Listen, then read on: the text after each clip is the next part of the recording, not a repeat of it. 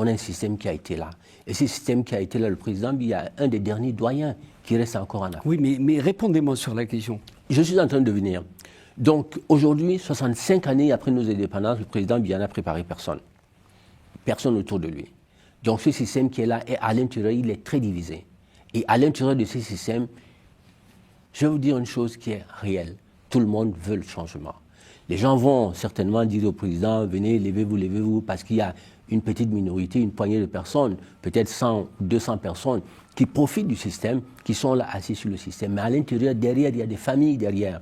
Et toutes les familles aujourd'hui, quelle que soit la maison dans laquelle vous allez entrer, chacun veut le changement. Et les Camerounais sont prêts au changement.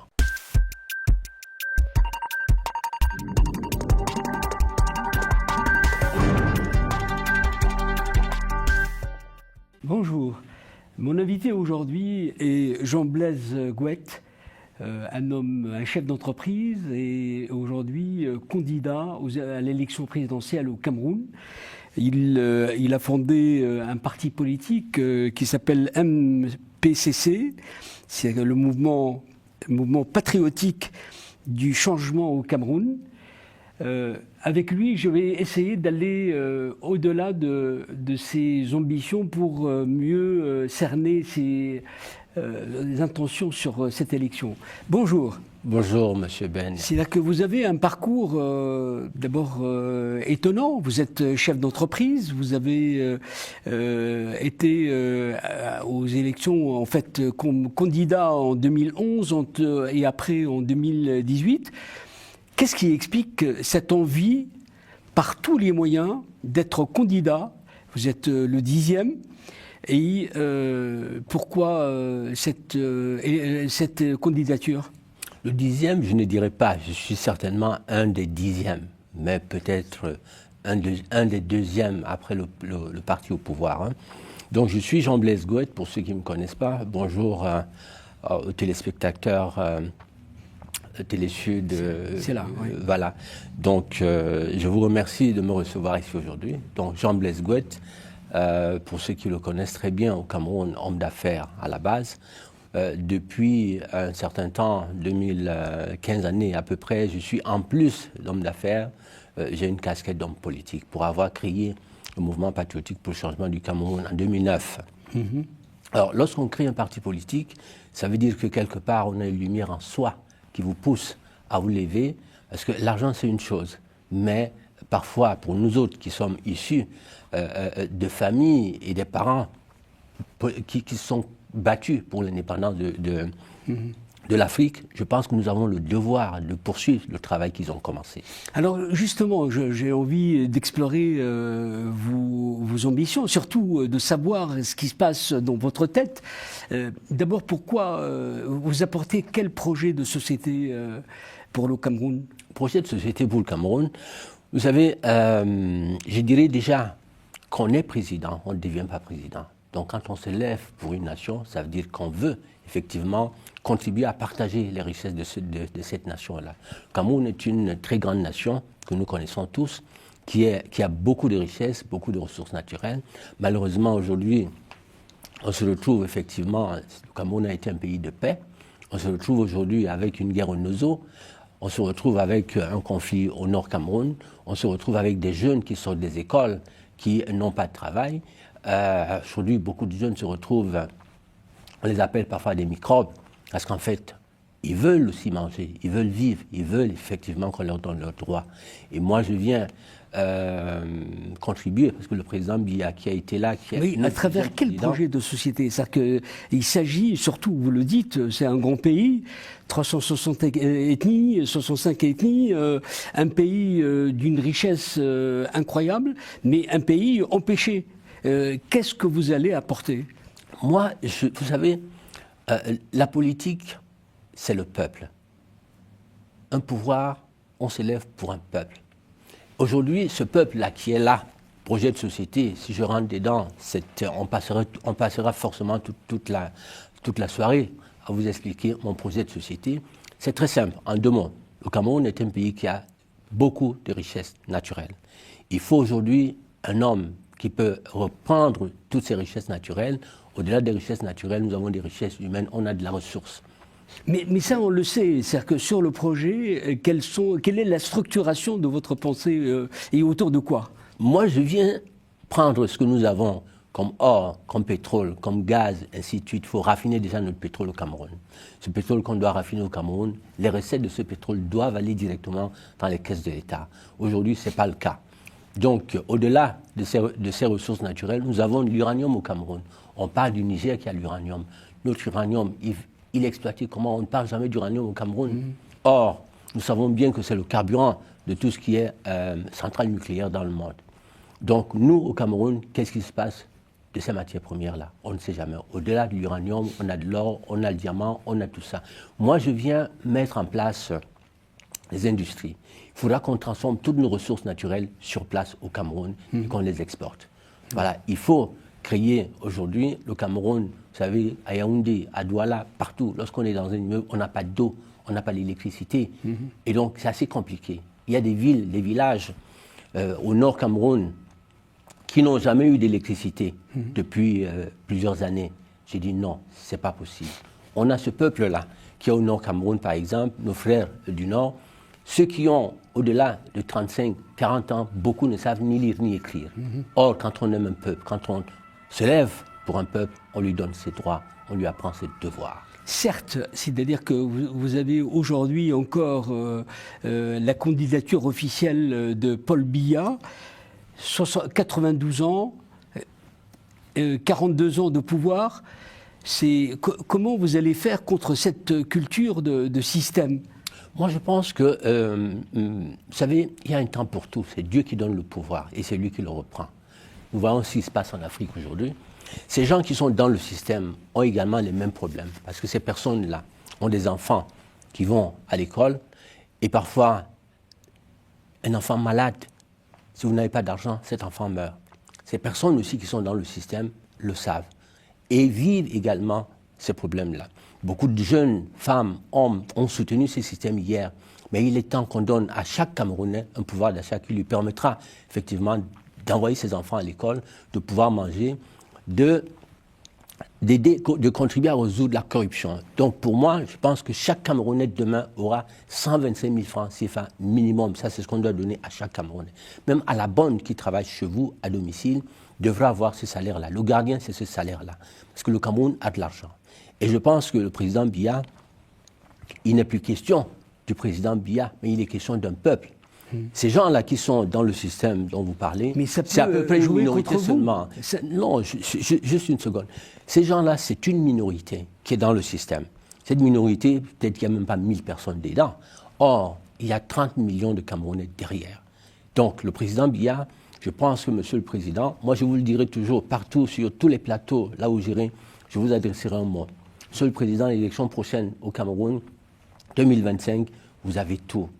Nous pensons pouvoir mettre en place pour vous, Monsieur le Président de la République, une loi qui va vous sécuriser, qui va sécuriser votre famille. On ne fera aucune chasse aux sorcières. Et pourquoi cette adresse personnelle au Président? Parce que vous avez parlé du système. Et le Président est au-dessus de ce système-là.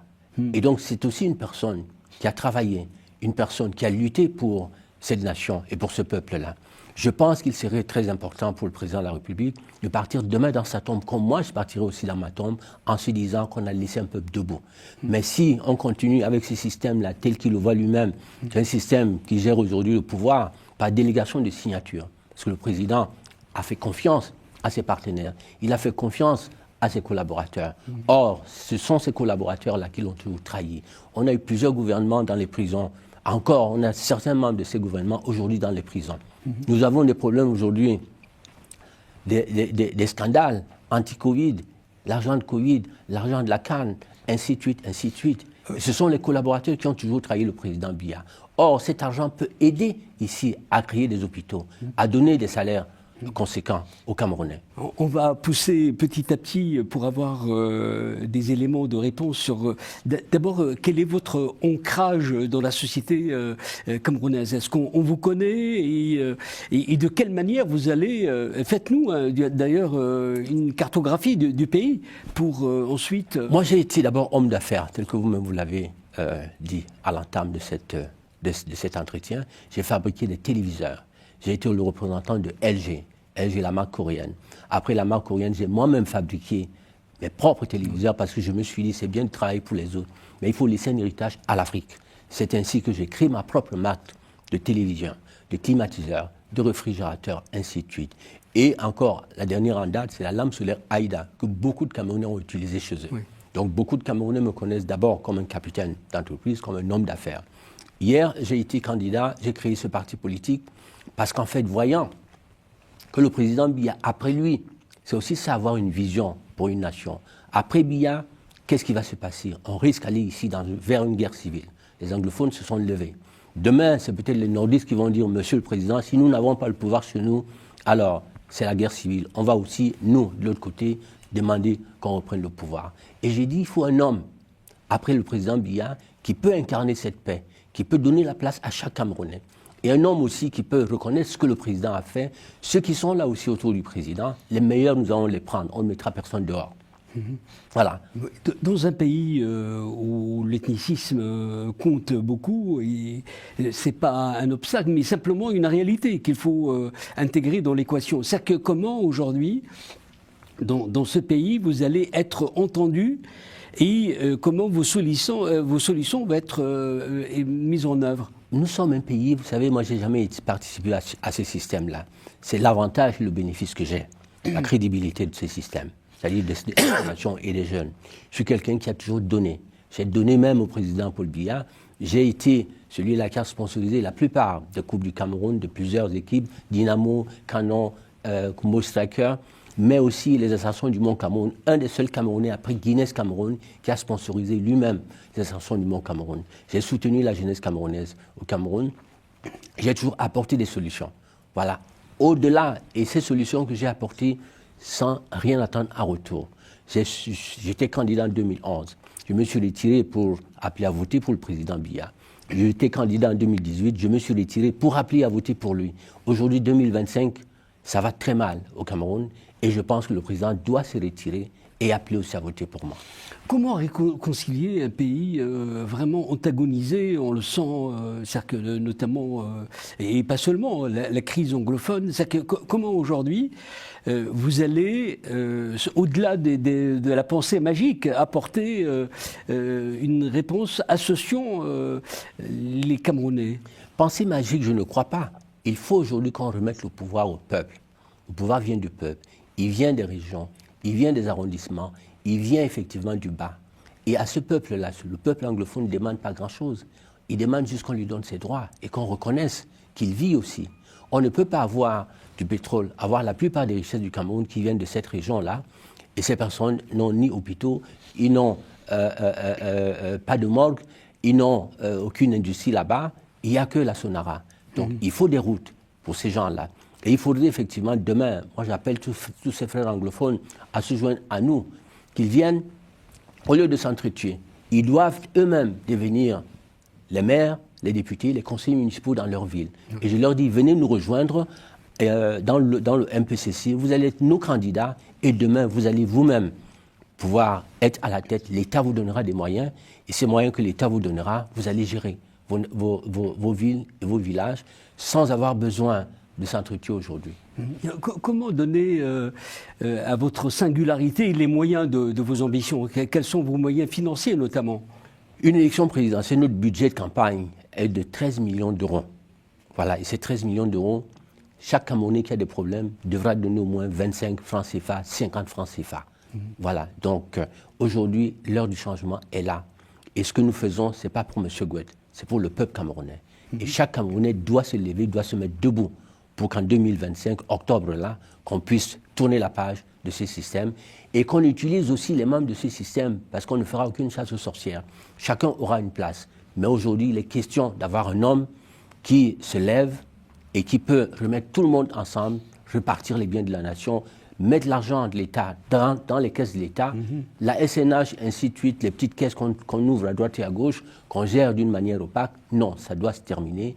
Moi, je ne voudrais pas avoir des comptes dans les paradis fiscaux. Je n'ai pas besoin de ça. Je partirai demain dans ma tombe sans rien du tout. Mais avant de partir, il faut qu'on laisse une nation debout. Et le président Biya, tel qu'il est là, il est à la tête d'un système, tel que vous l'avez dit, et c'est le chef de ce système-là. il sait aussi qu'il n'a plus toutes les facultés, toutes les capacités de pouvoir courir et être partout, contrôler tout, qu'il donne une chance à ce peuple-là de pouvoir se mettre debout. Parce que le président aussi, s'il ne le fait pas du tout, il risque, vous voyez ce qui s'est passé au Gabon, vous voyez ce qui s'est passé au Mozambique avec Mugabe et tout ça là, on ne sait jamais. Là, le Cameroun, aujourd'hui, le peuple en a marre. Il veut son pouvoir, on doit le lui donner. Oui, mais il y a des éléments clés pour accéder au pouvoir, surtout aussi au Cameroun. C'est-à-dire que le poids des militaires, le poids des systèmes policiers. Est-ce que vous avez des relations et de quelle manière vous avez ce feedback avec... Nous bénéficions aujourd'hui presque de toute la jeunesse militaire qui est à l'intérieur, qui a aussi des problèmes, qui souffre aujourd'hui. Cette jeunesse qui est parlez-moi concrètement, est-ce que vous avez des canaux de communication? Quel est votre feedback sur vous-même, sur votre vision? Aujourd'hui, la chance que nous avons, c'est que le président Biya est là, il a travaillé, il n'a préparé personne autour de lui. Et nous savons aussi que le Cameroun, demain, si le président n'est pas là, c'est une poudrière. L'armée est divisée, la police est très divisée. Et tous ces jeunes qui sont au sein de l'armée et de la police, ils veulent aussi du changement, ils veulent un sang neuf. Et beaucoup, d'ailleurs, nous contactent aujourd'hui. Je n'aurai pas du mal du tout à former nos équipes demain. Parce que la plupart de ces jeunes qui sont aussi bien dans l'armée, dans la police, sont derrière nous et nous soutiennent. Et beaucoup font même la campagne déjà de leur futur président, parce qu'ils ont tous besoin du changement. Oui, dans l'évaluation des situations, quels sont les éléments qui peuvent être un frein à votre élection? Parce que c'est un pays complexe, un pays qui a des habitudes, surtout après des années Biya. C'est-à-dire que comment aujourd'hui vous allez... Aujourd'hui, il y a l'opportunité qui est là. L'opportunité est là. Ça veut dire que 65 ans après nos indépendances, on a un système qui a été là. Et ce système qui a été là, le président Biya est un des derniers doyens qui reste encore en Afrique. Oui, mais répondez-moi sur la question. Je suis en train de venir. Donc aujourd'hui, 65 années après nos indépendances, le président Biya n'a préparé personne. Personne autour de lui. Donc ce système qui est là, et à l'intérieur, il est très divisé. Et à l'intérieur de ce système, je vais vous dire une chose qui est réelle. Tout le monde veut le changement. Les gens vont certainement dire au président, venez, levez-vous, parce qu'il y a une petite minorité, une poignée de personnes, peut-être 100 ou 200 personnes, qui profitent du système, qui sont là assis sur le système. Mais à l'intérieur, derrière, il y a des familles derrière. Et toutes les familles aujourd'hui, quelle que soit la maison dans laquelle vous allez entrer, chacun veut le changement. Et les Camerounais sont prêts au changement. Et je suis cet homme-là, parce que là aussi, on avait hier un deuxième à cette élection présidentielle, Maurice Kamto, qui, d'office, il est éliminé parce qu'il n'a pas été. Hier, il n'a pas d'élu, il ne remplit pas les conditions. On a un jeune qui était troisième, Cabral Libi aussi. Lui également, dans son parti politique, c'est complètement l'embrouille. Et ce parti a officiellement soutenu le RDPC. Voilà. Et en face, nous avons le président de la République. Et je dis toujours, le président, c'est une opportunité. Et pour moi, j'ai toujours voulu qu'il se lève, le président, et qu'il soit candidat à cette élection, parce que le fait qu'il soit candidat, il bloque beaucoup de personnes autour de lui qui ont amassé des trésors de guerre, et le président le sait. Et c'est pour ça qu'il va effectivement se lever. Et à la dernière minute, je pense qu'il est conscient du fait qu'il a fait, et il faut qu'il laisse son pays debout. Et je suis l'homme qu'il doit, en principe, à qui il doit. En tant que chef d'entreprise, comment vous allez faire contre les féodalités économiques du pays qui tiennent l'économie? Et comment vous allez faire bouger la société sur le plan économique? Sur le plan économique, c'est simple. Tel que je vous l'ai dit, nous avons des richesses énormes. Non, mais au-delà de ça, c'est-à-dire que structurellement, comment vous allez faire?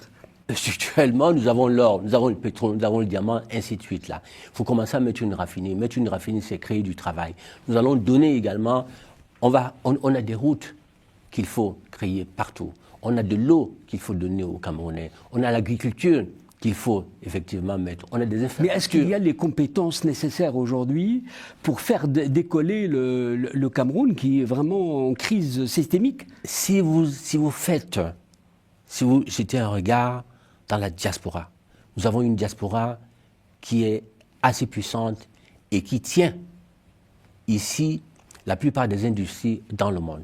dans chaque industrie dans le monde, que ce soit chez Boeing, chez Dassault, ou que ce soit dans le monde, dans la santé, on trouve des Camerounais à la tête. Et moi, ce que je dis, je lance l'appel à toute la diaspora camerounaise de se préparer à rentrer au Cameroun. 2025, on va donner la double nationalité à chaque Camerounais, et même aux intellectuels africains qui veulent devenir Camerounais, aider le Cameroun à se développer, à ces intellectuels-là aussi. Moi, je leur promets la nationalité camerounaise. On a vu ici en France, le président Sarkozy, il est hongrois, il est d'origine hongroise, mais il est quand même, il a été français, il a été président. De même, les Camerounais, nous devons ouvrir l'Afrique aux Africains. Donc, les barrières ont été mises là, mais demain, moi, je me sens ivoirien, je me sens sénégalais, je me sens africain. Oui. De même, les autres Africains doivent venir, ceux qui veulent travailler au Cameroun. Je les invite à me rejoindre dans cette équipe, qui viennent, on va transformer l'Afrique. On voit que vous avez vraiment la volonté, beaucoup d'ambition. Vous êtes inscrit, vous êtes doctorant en diplomatie et relations internationales. On voit que vous avez envie de mieux cerner et de mieux comprendre les choses. Comment les diplomates étrangers s'intéressent à vous? Est-ce que vous avez eu des contacts? Est-ce que les diplomates accrédités au Cameroun se sont intéressés à vous? Pour l'instant, je vais vous dire, le pouvoir appartient au peuple. Et moi, je dis, j'avance d'abord, je travaille sur le terrain. Nous sommes en train de mobiliser dans les 360 arrondissements du Cameroun. Nous sommes déjà dans plus de 200 arrondissements au Cameroun. Et les jeunes intellectuels, je veux rajeunir la scène politique au Cameroun. Donc c'est d'abord le peuple. Je vais m'appuyer sur le peuple. La diplomatie étrangère qui est au Cameroun, elle viendra nous rejoindre. Ce qui est certain, j'ai envoyé une demande d'audience au président Macron. Pour moi, je pense qu'il est temps. Il est temps de se lever. Parce la France peut se rattraper à partir du Cameroun. Elle peut se rattraper. Et si elle ne le fait pas du tout, je suis un président qui sera au service du Cameroun et je suis certain que je suis le prochain président au Cameroun. Alors, pour terminer, on a 4 minutes et j'ai envie de vous interroger sur votre vision de la région, l'Afrique centrale, là où le Cameroun se situe, et cette vision de l'Afrique. Aujourd'hui, on voit, même si le temps est réduit, j'aimerais bien avoir votre appréciation. C'est pour ça que je suis retourné sur les bancs d'université de l'école pour apprendre. Donc, j'ai fait effectivement des recherches, je suis chercheur. Et j'ai soutenu mon Master 2 en diplomatie et relations internationales sur les thématiques, la présence de l'Afrique dans cette sous-région et les enjeux avec la France qui est là depuis. Ce qui m'a amené effectivement à faire des recherches, à travailler sur nos accords de coopération, aussi bien économiques, défense, monnaie, ainsi de suite. Comment faut-il les orienter en quelques mots? Alors, moi, je voudrais ici, nous allons faire de l'Afrique centrale une grande force, une grande puissance, au-delà de l'Afrique centrale, de l'Afrique en général. Je voudrais malgré les chiffres qui plaident contre cette vision? Nous avons en fait tout. Il faut un homme d'État, un grand homme d'État qui a une vision. La chance que j'ai par rapport aux autres hommes d'État qui sont là, je suis d'abord un capitaine d'entreprise, je suis un gestionnaire, je suis un comptable, je suis aujourd'hui diplomate, je suis chercheur en géopolitique et géostratégie. Donc je saurais effectivement discuter avec Trump, avec tous les autres. Et c'est peut-être ce dont la France a peur, avec des hommes comme nous. Parce que demain, d'abord, les intérêts du Cameroun et de l'Afrique. Et vous venez demain, moi, tous ceux qui sont là, qui ont eu des contrats avant, qui ont eu des services avant, le président Biya les a servis, le président Idio a servi, a été à leur service. Aujourd'hui, il est question de mettre en place un système nouveau, ouvrir le partenariat avec tout le monde, mais désormais qu'on parle d'égal à égal et qu'on s'intéresse, qu'on vienne acheter le pétrole du Cameroun. Moi, je vais mettre d'abord une raffinerie. Et notre pétrole, au lieu qu'on exporte le brut, qu'on aille nous acheter notre propre pétrole, il faudra qu'on le raffine au Cameroun et qu'on le vende au prix coûtant.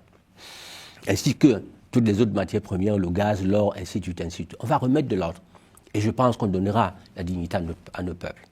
Malgré le contexte, le pluralisme des candidatures, j'ai tenu à avoir un regard d'un petit parti politique pour nous donner une vision de ce Cameroun et peut-être voir évaluer vos chances. Est-ce que vraiment vous croyez en ce Cameroun nouveau? Non, je crois au Cameroun nouveau. L'opportunité est là. Ce qui est certain, le président Biya a fait. Nous allons lui donner une retraite au Cameroun méritée, personne ne touchera, mais je peux vous confirmer avec une profonde conviction, je suis le prochain président au Cameroun. Jean-Blaise Gouette, merci d'avoir été mon invité. En tout cas, on a vu vos ambitions, vos projets, votre vision. Rendez-vous en octobre 2025 et bonne chance pour les bons candidats. Merci beaucoup, Monsieur Berniès. Vous serez mon invité. Merci, au revoir, à la prochaine.